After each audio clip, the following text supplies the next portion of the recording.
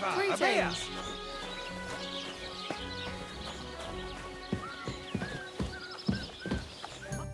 Good day to you. How are you doing? I'm Henry. Nice to meet you. I'm Zdeněk. I'm a storyteller. I could tell you stories so sad they'd make the devil cry. Or would you prefer something so scary it'll make the hairs on your ass turn white? But it's a lot of hard work for me. Now, if you had something to drink or... I know quite a few stories myself. How about a trade? A story for a story. All right, then. But if it's the one about the magic porridge pot, don't bother. I've heard it 100 times.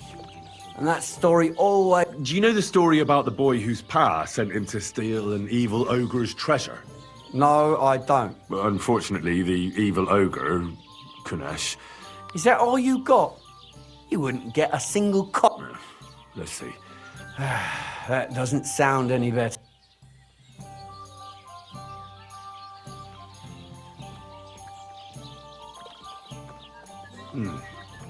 How can I know if it'll be worth it? If you don't believe me, ask anyone. So they all sing your praises? You know what? Go to hell. You can bug, but if you want to listen, you better cough up some coin. To your health, my friend.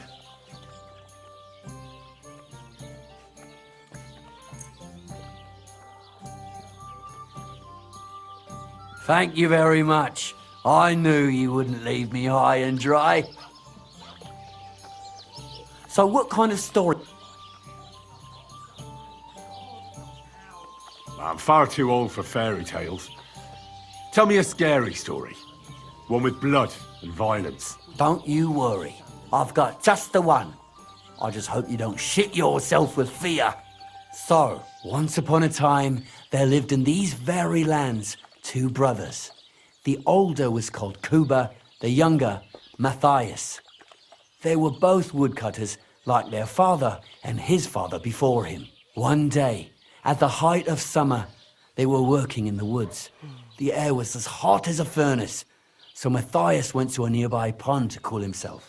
But as he was leaning over the cold water, there was a loud splash. His axe had got loose from his belt. In haste, he began to search the muddy bed of the pond, and his hands soon touched something hard and heavy. He pulled it out and could not believe his eyes. He pulled out an axe. Yes, but not his old one. It was an axe made of pure silver. Good God. I'd grab that without a second thought. Maybe you would, but Matthias would never. He was an honest man, and with a big swing he threw the silver axe back. He searched the pond again, and this time he pulled out his own axe. Nothing but dull iron and old wood.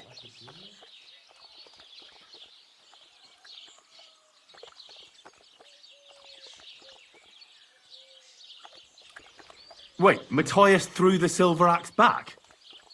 What a fool! He could have sold it. A fool, you say? You'd better listen well.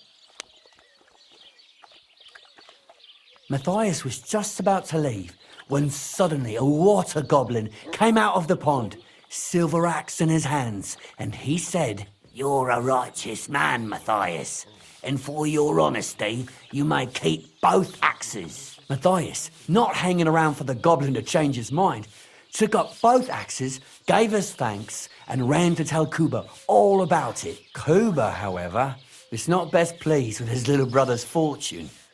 He deeply envied Matthias for his newfound wealth. So, he set out to try the same thing. He ran as fast as his legs could carry him straight to the pond, threw his own axe in, and began a pretend search for it. Yet Kuba had no luck. He pulled out the axe he'd thrown in himself. So he tried again. Tricked by sunlight, he grabbed something shiny, only to pull out his old iron axe again. Enraged, he hurled his axe back into the water and yelled, "Fuck this axe! I want a silver one." But the water goblin heard his shameful cry and was greatly upset by Kuba's greed. So, when Kuba reached down into the water for a third time, the water goblin seized his hand, pulled him down a hole to the dark depths, and drowned him. Oh, that's so cruel. I feel sorry for Kuba. Aye, and so did Matthias. He went to the water goblin and begged for his brother's body so he could take him home and bury him. But the path back from the pond led over a steep hill, and carrying the weight of the waterlogged body exhausted Matthias. He stopped to rest by an old oak tree, and he used a silver axe to cut off a branch that would serve as a walking stick. But it wasn't enough. Somehow, it was still getting harder to continue up the hill. Then Matthias realized it wasn't his brother's body that was weighing him down. It was the silver axe. The axe was the cause of all this trouble. So he started bashing the silver axe against a big stone with all his might, trying to destroy it. Yet no matter what, he couldn't even make a dent. With the last of his strength, Matthias climbed to the top of the hill. He knew he could go no further, so he found a pretty spot with a view over the valley and dug his brother a grave. There, he buried both his brother and the silver axe that had brought such pain upon them. His final act was to stick the oak branch in the ground by the grave. But lo and behold, the branch grew green leaves and became a tree. The locals have had no dealings with the water goblin since then, but some have had the bad luck to bump into him. And when you walk by the pier, where it all happened, you can still hear his chuckling. That was a very nice story. Story? What story? It's the truth. Why hasn't anyone gone looking for the axe then? Because it brings misfortune.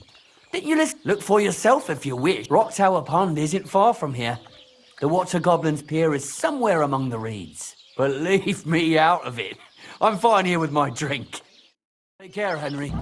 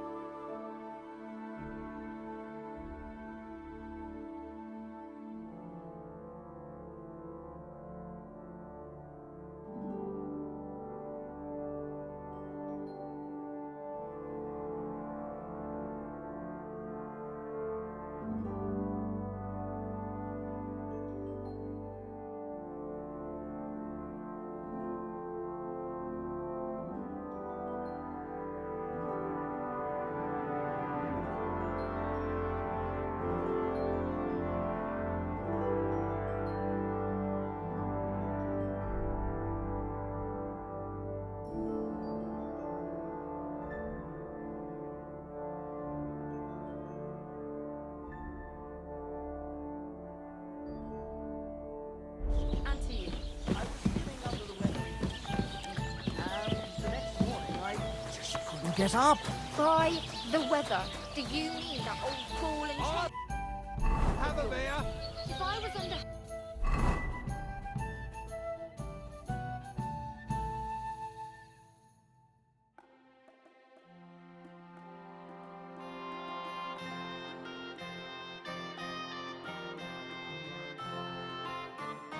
I reckon I wouldn't be able to get up either. Hey, blessings to you. You do remember the promise we made, don't you? It was one mass. I reckon I'll be standing for that. You promised that if we can't be together here on Earth, we'd be together after death. I'm telling you, it was just one mass. You don't care about us at all. Why did you marry that old battle axe anyway? We could have been together in this life Hey! Don't even stop. beer. We've been over this 100 times. too. You'll go to confession and donate. I'll end up in the kingdom of heaven by myself and on the shelf. All right. I will. But I've got to go now. If my wife saw us, I'd be in deep shit. All right. How about a kiss farewell? Are you serious? What about my marriage vows? If the Lord